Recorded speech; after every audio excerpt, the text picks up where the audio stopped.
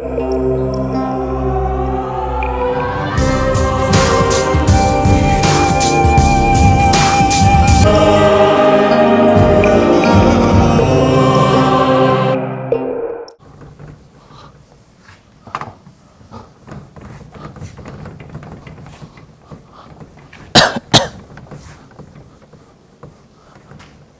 then the other one is also very easy. Next is, so this is also a theorem. So let's say A star is a group.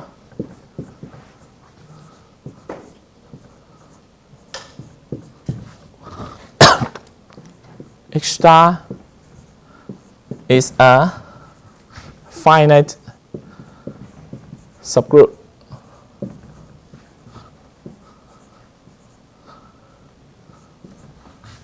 of A star. Then the size of A star H, so this is the coset, right?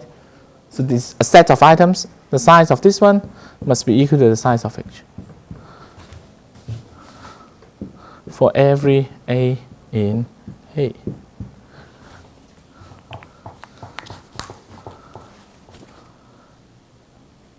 Is that okay? Yeah. So the proof is actually very easy. So let H, so suppose that H is finite. So let's call the items of them H1, H2, Hj. Okay, so these are all the items in H. Then the items A star, H1, A star, H2, A star, Hj must all be distinct.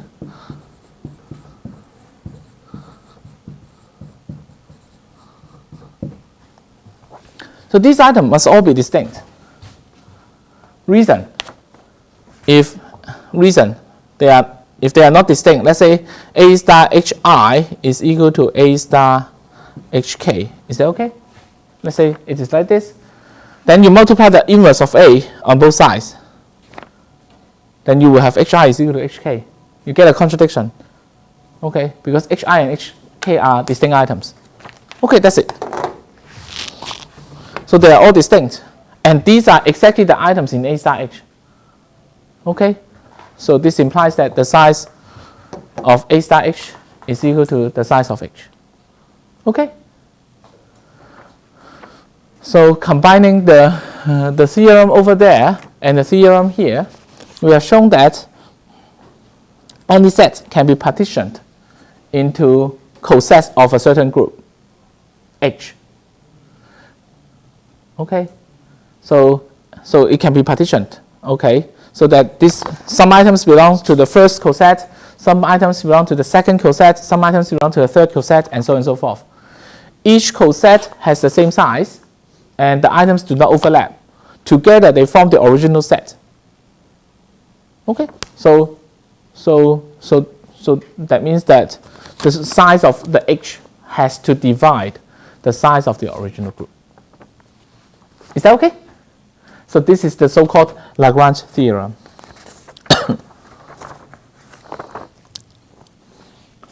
Okay, so finally, so we have done these two things. So finally, we still have a little bit of time. Let me also talk about a slightly unrelated topic, but we will talk about something called a cyclic group.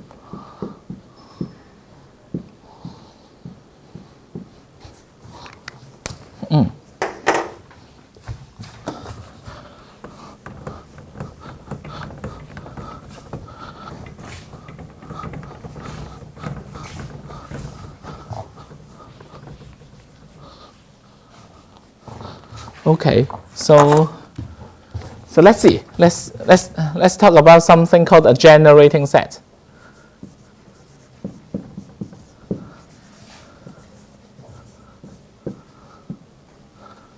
Okay, So let's consider the set 1 and 3. Is that okay? So this contains 2 integers and the operator plus. Okay? Okay. Now plus is a binary operator.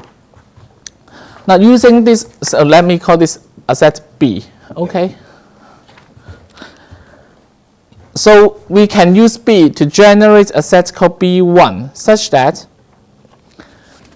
each item, let me double check the definition. So that B1 contains what? B1 contains all the items in B, so it has 1 and 3, and then any item that can be generated by adding, so you have this operator, you take any 2 elements from here, work on this product, okay? Work on this operator. So it also includes 1 plus 1. It also includes 1 plus 3. Is that okay? And it also includes 1 plus 3 plus 3. Is that okay? So you get a 6 here. So you get 1, 2, 3, 4, 6. Is that okay? Okay. We call B1 a set that is directly generated by B. So this is a directly generated by B. Okay. Now we can do one more step further. So we can get B2. B2 contains all the items of B1. So it has 1, 2, 3, 4, 6. And it also includes all the items. Let me see. It also includes all the items of. It also includes all the items of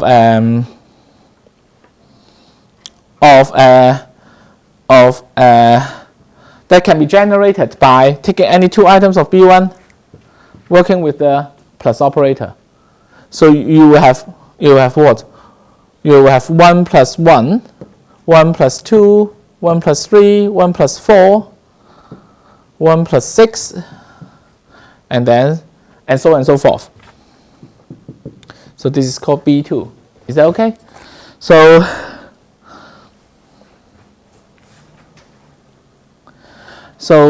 we can define B3 and then in the same way, B4 in the same way, and so on and so forth. So if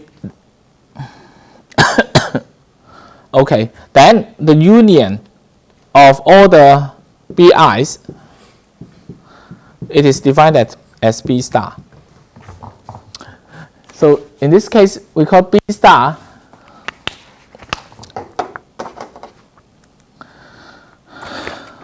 so this B star is an algebraic system generated by the ground set B. Is that okay? And then, okay, for this ground set B, 1, 3, it is actually quite boring. So the B star turns out to be equal to the natural numbers n. Is that okay? Is that okay? Just to make sure we understand. Because with just a 1 there, we will have 1 and then 2 and then 3 and then 4 and then 5. The 3 is actually redundant. Is that okay? How about this one? So to test our understanding, okay, so we can use another notation. Let's say C. So let's say C just has 3. Then what is C star? C star will contain all the numbers, all the positive numbers divisible by 3. Is that okay? Okay. Such that K is a natural number n. Okay. And then let's say we have another example. Let's say we have a D. Let's say D is equal to 3 and 5. Then this is more interesting. What will happen for D is equal to 3 and 5? So if D is like 3 and 5, then we will have D1 to be equal to 3, 5, 6, 8, 10. Am I correct? And then we have D2. D2, you will have 3, 5, 6, 8. You also have 9. You have 10. you have 11, you have 12, you have 13, 14, 15, 16, 17, 18, and 20. Is it okay? Is that okay? Now, if you look at this, for these three, at least, because you now have 8, 9, 10. Okay, what will happen for D star? What will happen for this D star? So for this D star, you will see that because we now have 8, 9, 10, and then you have a 3, then you will have 11, 12, 13. And then because you have 11, 12, 13, you have 14, 15, 16. And then because you have 14, 15, 16, you have as 17, 18, 19, whatever. So actually, any number that is greater than 8, it can be generated. So D star contains all the numbers greater than 8. Also 3, 5, 6 is there. But there's no way to get 1, 2, 4, 7. Is that okay? So it turns out that in this case, D is equal to the natural number set minus, you don't have 1, 2, 4, 7. This is the case. Okay? Okay. So this is the concept of a generating set. So we can use a set to apply itself repeatedly and then until it becomes stable. So we get a set that is generated by the ground set. Is that okay? Good. Now, so what is the relationship between a generating set and the group thing that we are talking about? Okay. So we want to introduce generators of a group. Generators of a group.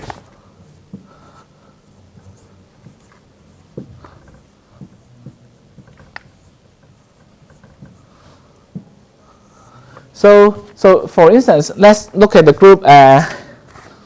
Let's look at the group 0, 1, 2, 3, 4, 5, 6. And then let's take a look of, this is the addition under modulo 7 arithmetic. Okay? Okay? Is that okay? Now, suppose that I have just an element 2. And then I have this operator. So this is the operator that we are talking. Now, what can this 2 generate? 2, with 2, you can generate 4, right? Is that okay? And then you can generate 2 plus 2 and also 2 plus 4. Is that okay? So you can get 6. Is that okay? And then you can get 1. And then you can get 3. Sorry. And then you can get what? 5. Is that okay? And then you can get 0. Okay? So these are all the, so after that, you get back to 2. So here, what does it mean? It means that you just have one element 2 to begin with, and then you can use 2 repeatedly and to get all the items in the set, in this set. So 2 is called a generator of this set. 2 is a generating set of this set. Sometimes you have a generating set of 2 items, maybe like this.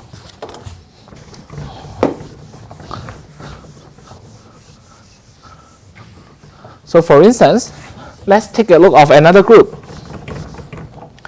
Let's take a look of this group. So consider all the integers, and then you have the plus. Is that okay? Okay, then 1 is not a generator. With just 1, you can get only 2, 3, 4, 5, 6, 7, up to infinity, right? But you don't get 0. You don't get minus 1. You don't get minus 2. So this is not a generator. This is not a generator. But if you have the set that contains 1 and then minus 1, then this is a generator. Is that okay?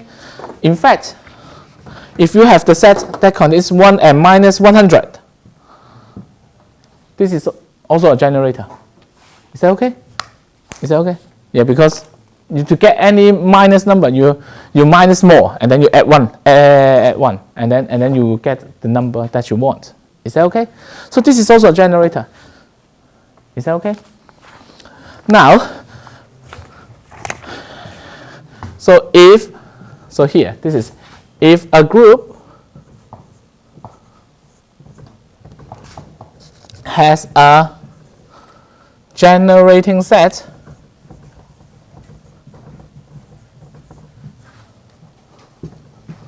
of size 1, then we call it a cyclic group.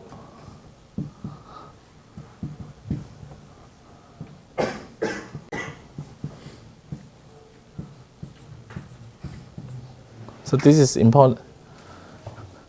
So if a group has a generator of size 1, then we call it a cyclic group. Why? Because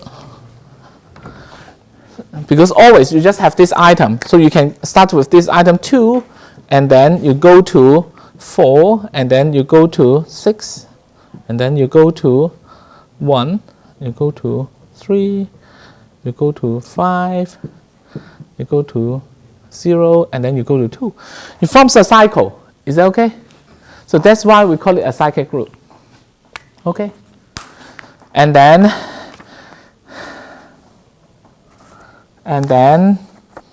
so we have some very easy observation. So a cyclic group must be abelian. It must be abelian. Reason. Because for a certain cyclic group, it can be generated by an element, let's say A. Is that okay? So each item is A to the power I for some I. Because this is A squared, A cubed, A4, A5, A6, and so on and so forth. Right? So each item is A to the power I for some I. So if you have AI, operator of AJ, it must be equal to A to the power I plus J, and then it is equal to AJ, AI. Is that okay? That's it. So it must be commutative. Okay? And then what do we know? Okay. If I have a group that is, let me see.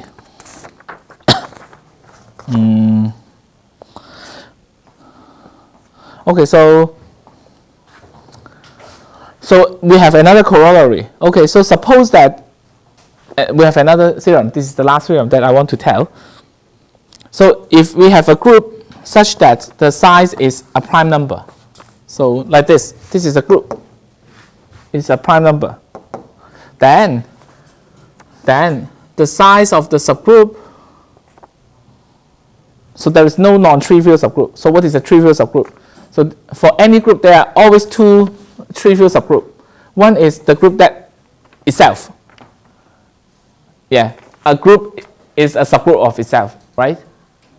And the other one is you just take the identity, you take nothing. So this is another subgroup. Okay, but then there is no non-trivial subgroup. Okay, the reason is it is by Lagrange theorem. If a group has size a prime number, then all the subgroup must have size either 1 and P, okay, itself.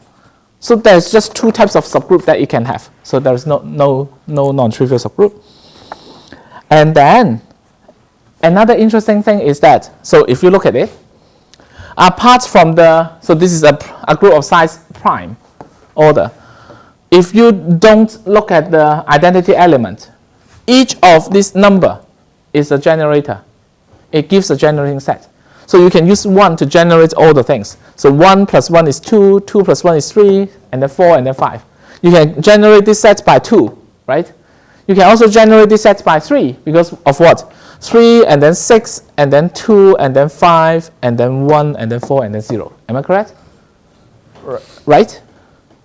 Why? The reason is that you cannot, you start with any item that is not the identity.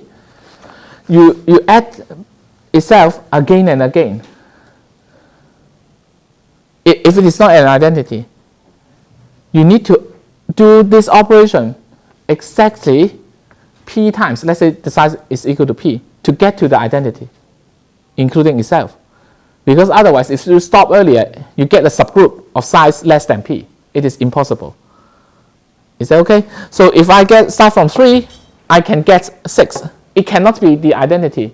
Because if it is the identity, then I have a subgroup of size 2. and then I have 3 and then 6 and then 2, then this 2 cannot be the identity, because otherwise you have a subgroup of size 3. But then this original group has size 7. 3 does not divide 7. So you need to walk a long way until p minus 1 step, or until including this element, there are p items there, to see the identity. And in that case, it means that this element is a generator. It's a generating set of size 1. Okay? Is that okay? And consequently, what does that mean? If this is originally this group has size prime, then it must be cyclic. Because any item not equal to the identity is a generator. So a group is cyclic if it has one generator. It has a generating set of size 1. So a group that has prime order must be cyclic. Is that okay? Okay, that's it. Okay. So thanks all for listening. So on Thursday, we will talk about another thing. Okay. So we will talk about a more interesting topic about group. It's called permutation group. Okay. Thanks all.